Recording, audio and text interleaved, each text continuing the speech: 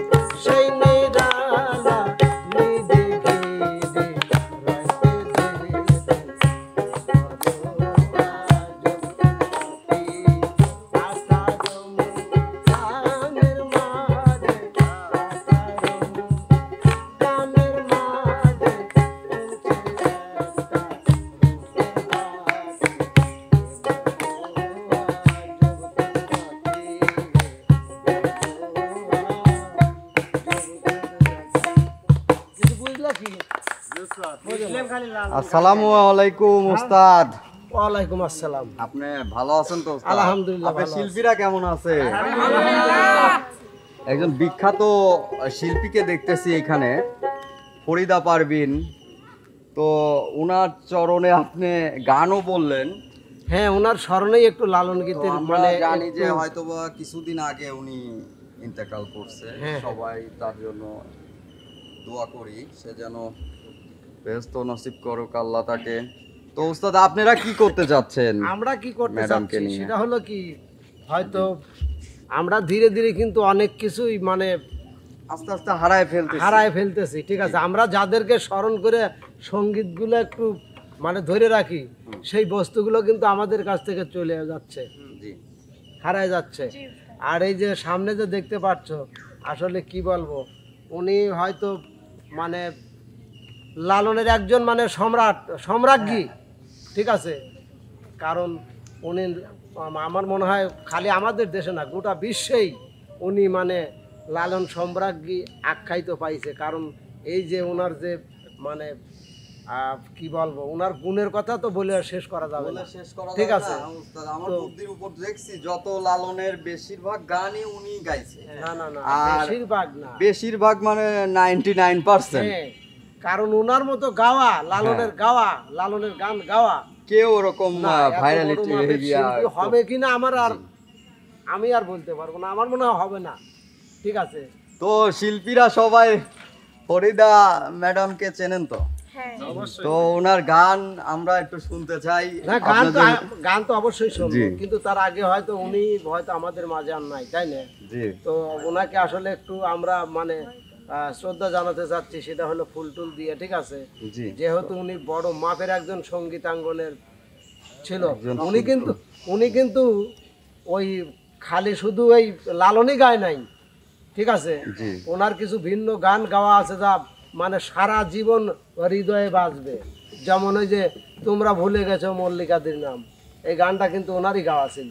মানে এত এত ভালোভাবে উনি গাইছিল গানটা, কি বলবো, আর সে কথা আর বলার ভাষা নাই। তো যাই হোক, তোমরা কি সবাই একটু প্রস্তুত আছো?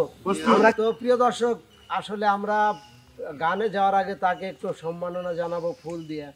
তার আগে আমরা সবাই একটু নীরবতা পালন করবো 1 মিনিট, নাকি? তাই তো? অবশ্যই।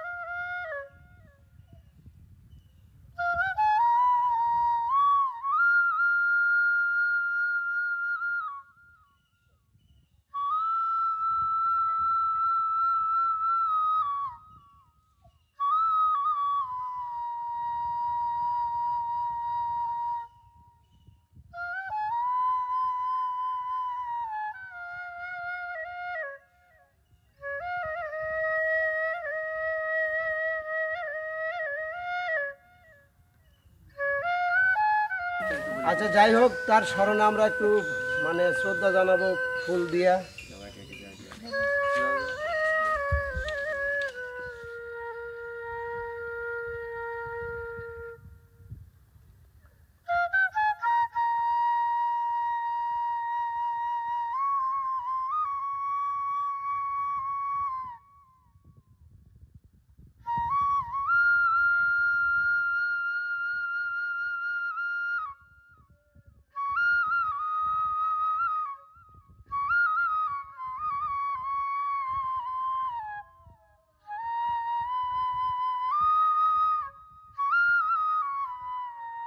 ওস্তাদ, আমরা মিলন ভাইয়ের মুখ থেকে ফরিদা পারভিন ম্যামের জীবন বৃত্তান্ত এবং জীবনের সকল বিষয়ে আমরা মিলন ভাইয়ের মুখ থেকে কিছু শুনতে চাই। হ্যাঁ, তার জীবনী তো হয়তো আমরা কিছু জানি, আমাদের যারা এই যে শিল্পীরা আছে এরা তো হয়তো অনেকটাই জানে না। জি। অবশ্যই সেটা বলবে, তুলে ধরবে। তো প্রিয় দর্শক, আসলে লালন কন্যা ফরিদা পারভিন ওনার সম্বন্ধে বলার আমাদের তেমন কিছুই নেই, কারণ আমরা অনেক ক্ষুদ্র মানুষ। তো তারপরেও আসলে যতটুকুন না বললেই নয়, সেটা হচ্ছে যে উনি এমনই একজন মানুষ ছিলেন যার প্রশংসা করে বা বলে এই সঙ্গীত জগতে উনি ছিলেন আমাদের জন্য একটা নক্ষত্র। আমাদের আগামী দিনের পথ চলার জন্য উনি একজন পথ প্রদর্শক হিসেবে আমাদের মাঝে আসছিলেন। তো যাই হোক, উনি চলে গেছেন, ওনার জন্য দোয়া করি আল্লাহ তাআলা ওনাকে বেহেশত নসিব করুক এবং ওনার পরিবারকে শোক সইবার তৌফিক দান করুক। তো লালন কন্যা ফরিদা পারভিন সম্বন্ধে সামান্য দু একটি কথা বলবো। উনি 1954 সালে জন্মগ্রহণ করেন 31শে ডিসেম্বর নাটোর জেলার সিংড়া উপজেলায়। লালন কন্যা ও লালন সম্রাজ্ঞী নামে পরিচিত এই শিল্পী তার দীর্ঘ সঙ্গীতে অবদানের জন্য 1987 সালে 21 পদক ও 1993 সালে জাতীয় চলচ্চিত্র পুরস্কার লাভ করেন। তিনি দেশে ও বিদেশে লালনের গানকে বিশ্ব পরিসরে ছড়িয়ে দিতে গুরুত্বপূর্ণ ভূমিকা পালন করেন। ওনার পিতা ছিলেন হচ্ছে দেলোয়ার হোসেন, মাতা হচ্ছে মারুফা বেগম। উনি সম্মাননা পান হচ্ছে 21 পদক 1987 সালে সঙ্গীতের ক্ষেত্রে তার অবদানের জন্য। জাতীয় চলচ্চিত্র পুরস্কার পান 1993 সালে আন্ধপ্রেম চলচ্চিত্রের জন্য শ্রেষ্ঠ মহিলা প্লেব্যাক গায়কের পুরস্কার। ব্যক্তিগত জীবন, তার প্রথম স্বামী ছিলেন গীতিকার ও শিল্পী আবু জাফর এবং তাদের 3 ছেলে ও 1 মেয়ে ছিল। পরবর্তীতে তিনি বাঁশি শিল্পী গাজী আব্দুল হাকিমকে বিয়ে করেন। ফরিদা পারভিন 13 সেপ্টেম্বর 2025 সালে মৃত্যুবরণ করেন এবং পরলোক গমন করেন। তার বিদেহী আত্মার মাগফিরাত কামনা করতেছি। ধন্যবাদ।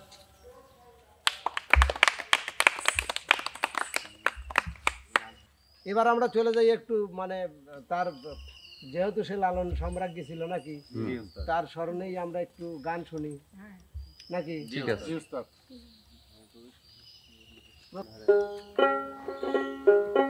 নিতাই কাউরে ফেলে যাবে না, তুমি ধরো চরণ ছেড়ো না, তুমি ধরো চরণ ছেড়ো না, নিতাই কাউরে ফেলে যাবে না, ওরে দয়াল নিতাই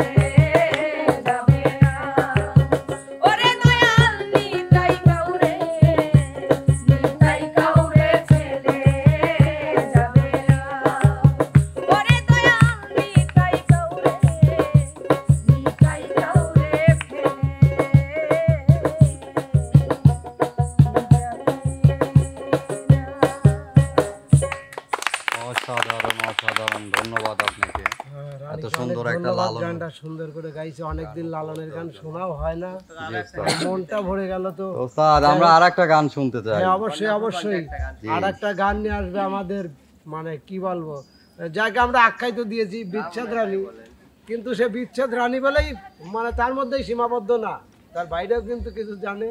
তা আমরা তার মধ্যে থেকে একটা লালনের গান শুনবো। ধন্য ধন্য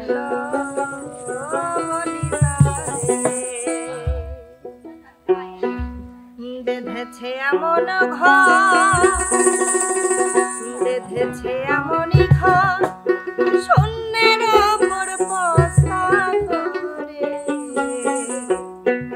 ধন্য ধন্য বলি তারে, ধন্য ধন্য বলি তারে, ধন্য ধন্য বলি তারে। বেঁধেছে এমনই ঘর, বেঁধেছে এমনই ঘর, শূন্যের ওপর বসা করে। ধন্য ধন্য বলি তারে, ধন্য ধন্য বলি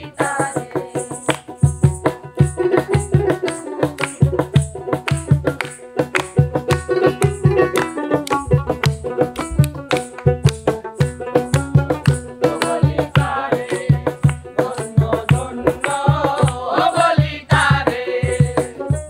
সবে মাত্র একটি খুঁটি, খুঁটির গড়াই নাই গো মাটি। সবে মাত্র একটি খুঁটি, খুঁটির গড়াই নাই গো মাটি।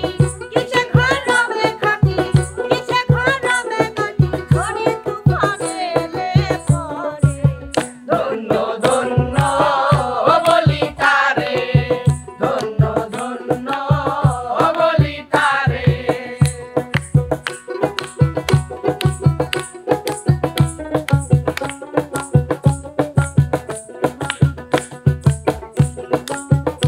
বলি তারে, ধন্য ধন্য বলি তারে। মূলাধার কুঠুরি নয়টা, তার উপরে ছিলে কঠোর। মূলাধার কুঠুরি নয়টা, তার উপরে ছিলে কঠোর। তাহে এক পাগলা বেটা, তাহে এক পাগলা বেটা, বসে আছে দুই সরে। ধন্য ধন্য বলি তারে, ধন্য ধন্য বলি তারে।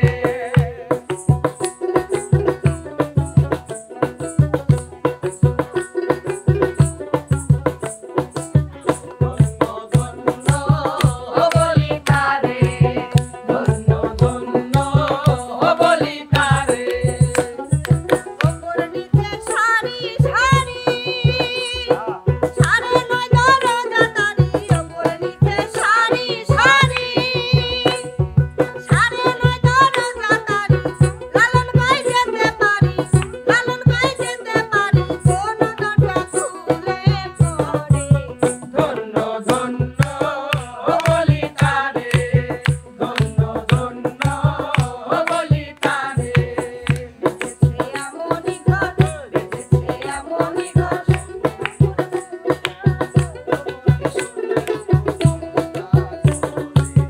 ধন্য ধন্য বলি তারে, ধন্য ধন্য বলি তারে, ধন্য ধন্য বলি তারে, ধন্য ধন্য